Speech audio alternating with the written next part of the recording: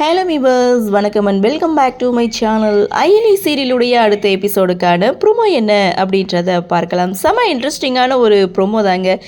எத்தனை தடவை அறை வாங்கினாலும் ரீஎன்ட்ரி கொடுக்குறாங்க. எஸ், மோனிகா மீண்டும் இந்திராணி வீட்டுக்கு வராங்க. மோனிகாவை பார்த்ததுமே சொல்லவே வேண்டியதில்லை, இந்திராணிக்கும் அயலிக்கும் செம்ம ஒரு கோபம்.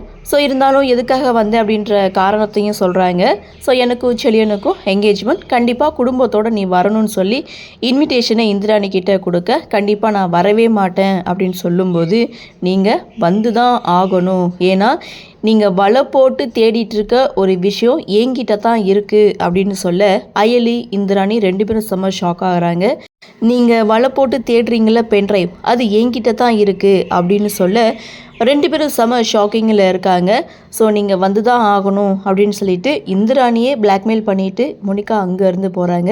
அடுத்த ப்ரோமோ அப்படின்னு பார்க்கும்போது, கபிலனுக்கு ஏற்கனவே சிவா தான் தன்னுடைய அண்ணா அப்படின்ற விஷயம் தெரியும். ஸோ இப்போது செல்வன் நாயகிக்கும் தெரிய வருது.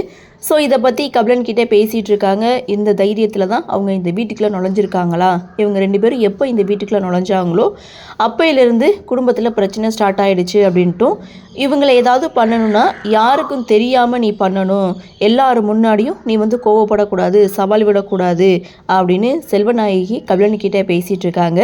அப்போது கபிலன்கிட்ட இன்னொரு விஷயத்தை பற்றியும் டிஸ்கஸ் பண்ணுறாங்க. அதாவது இந்திராணிக்கு இந்த உண்மை தெரிஞ்சு தான் அவங்க வந்து சப்போர்ட் பண்ணுறாங்களோன்னு எனக்கு சந்தேகமாக இருக்குது அப்படின்ட்டும். ஸோ கொஞ்சம் கொஞ்சமாக இந்திராணி அவங்களுடைய பேச்சை கேட்க ஆரம்பிச்சிட்டா. அடுத்து என்ன, இந்த சொத்தை பாதியாக அவனுக்கு எடுத்து கொடுத்துட போகிறான்னு சொல்லி ரெண்டு பேருடைய கன்வர்சேஷனோட இந்த ப்ரோமோவையும் முடிச்சிருக்காங்க.